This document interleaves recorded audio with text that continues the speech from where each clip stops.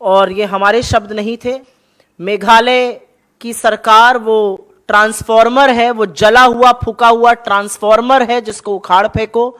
ये कॉनराड सांगमा जी की एनपीपी के बारे में वक्तव्य थे, ये कि सबसे भ्रष्ट नंबर 1 भ्रष्ट सरकार पूरे देश में है और पैसा आने के बावजूद पैसा आगे नहीं पहुंचता है, भर्तियां नहीं होती हैं, भाई भतीजावाद है, हर जगह पैसा चल रहा है। ये मोदी जी के वक्तव्य हैं। और एक स्पेशल टास्क फोर्स बनाया जाएगा रिटायर्ड सुप्रीम कोर्ट जज की अध्यक्षता में, इन सारे संगीन और गंभीर भ्रष्टाचार के मामलों की जांच करने के लिए मेघालय में। यह भाजपा अध्यक्ष जेपी नड्डा जी का वक्तव्य था। तो भ्रष्टाचार पर चुनाव की कैंपेन के दौरान बोला जाएगा, लेकिन चुनाव की गतिविधि खत्म होने के बाद भ्रष्टाचारियों से ही गलबैयां, भ्रष्टाचारियों के साथ ही मिलकर सरकार बनाई जाएगी। यह असली चाल चरित्र और चेहरा है भारतीय जनता पार्टी का। और छुटभइये नेताओं ने नहीं, इस देश के प्रधानमंत्री ने, इस देश के गृह मंत्री ने और भारतीय जनता पार्टी के अध्यक्ष ने पुरजोर तरीके से मेघालय की कॉनराड सांगमा की सरकार को, जिसका वो हिस्सा थे, सबसे भ्रष्ट सरकार बताया और यह कहा कि इनके खिलाफ जांच होनी चाहिए। और अब उन्हीं के साथ हाथ जोड़ने को तैयार खड़े हैं 2 सीट लेकर। तो अगर ये पाखंड और ढोंग नहीं है तो और क्या। और ऐसा पाखंड और ढोंग भ्रष्टाचार पे हमने लगातार कर्नाटक में देखा है, हमने लगातार मध्य प्रदेश में देखा है, हमने लगातार गोवा में देखा है, लगातार उत्तर प्रदेश में देखा है। लेकिन अब समय आ गया है कि इस पर चर्चा हो, इस पर बात उठे कि कैसे भ्रष्टाचार पे बड़ी बड़ी डींगे हाँकी जाती हैं जब चुनाव प्रचार किया जाता है, और उन्हीं भ्रष्टाचारियों के साथ एक साथ मिलकर लामबस्त खड़े होने को तैयार रहती है भारतीय जनता पार्टी। अभी कर्नाटक का जो भ्रष्टाचार का संगीन आरोप है वो कहीं गए नहीं है ठंडे बस्ते में। माडाल जी अभी भी 77 घंटे बाद फरार हैं।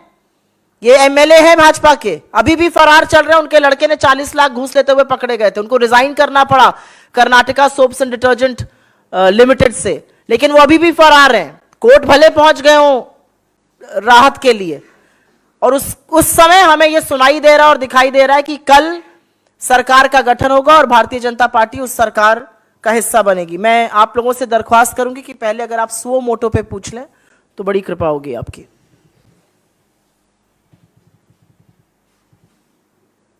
The Indian media doesn't want to question charges of corruption that the ruling establishment is found deeply entrenched in. Speaks a lot about where we are. Sorry? नहीं, आप अगर पूछना चाहिए तो आप पूछ भी सकते हैं।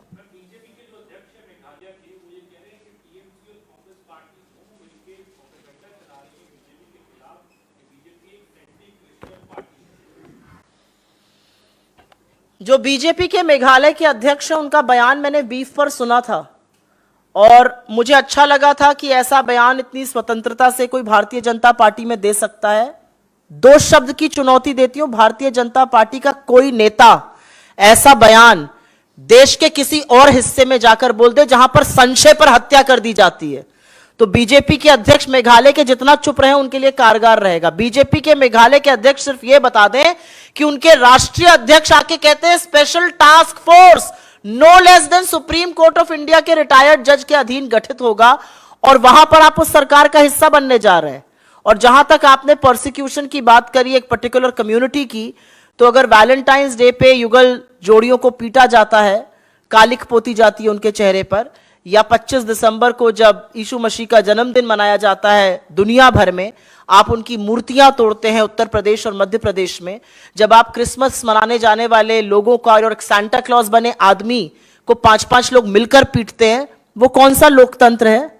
और वो कितनी हिफाजत कर रहे हैं किसी क्रिश्चियन की, ये भी बताने का कष्ट करेंगे वो। Do you want to talk about it in English? The बीजे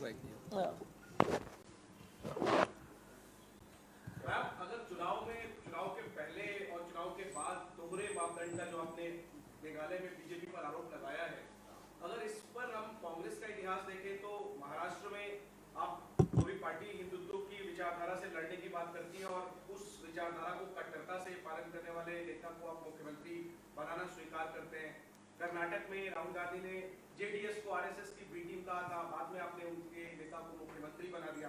तो चुनाव के पहले और बाद में जो स्टैंड बदलने का जो इतिहास रहा है, उसमें कांग्रेस का रिकॉर्ड भी तो वैसा ही है जैसा आप आप आरोप मेघालय में बीजेपी पर लगा रहे हैं। आपका सवाल बहुत अच्छा है। एक हमारा बयान निकालकर दिखवा दीजिए जहां पर हमारे राष्ट्रीय अध्यक्ष ने कहा हो कि हम स्पेशल टास्क फोर्स गठित करेंगे सुप्रीम कोर्ट रिटायर्ड जज की अध्यक्षता में, क्योंकि ये नंबर 1 भ्रष्ट सरकार है। जिस सरकार का आप 5 साल हिस्सा रहे उसके खिलाफ आप प्रोब कराने की बात कर रहे हैं, उसके खिलाफ प्रधानमंत्री से लेकर गृह मंत्री तक बोल रहे हैं, राष्ट्रीय अध्यक्ष बोल रहे हैं, और अब आप उनके साथ गलबैया करने को तैयार और हम सवाल भी ना उठाएं, ये तो नहीं होगा। आपने हमारी महाराष्ट्र विकास अघाड़ी की बात करी, बड़ा अच्छा जिक्र लाया आप, क्योंकि हमने साथ मिलकर भाजपा के 33 साल के किले को ध्वस्त किया है कस्बा पेट पर। अभी भाजपा उस हार से उबर नहीं पाई है, और भाजपा ने हमारे अलायंस पार्टनर के साथ जो करना था महाराष्ट्र में वो करके लोकतंत्र को बिल्कुल क्षीण करने का काम किया है। मैं आपसे पूछती हूं, आपने एक शब्द का इस्तेमाल किया कट्टरता का, हमारे कौन से अलायंस पार्टनर ने कौन सी कट्टरता दिखाई है? मुझे लगता है सवाल पूछना अच्छी बात है, लेकिन आज की वस्तुतः स्थिति को नकार दें हम और हम इस पर कुछ ना बोलें, वो शायद लोकतंत्र का भी असम्मान होगा।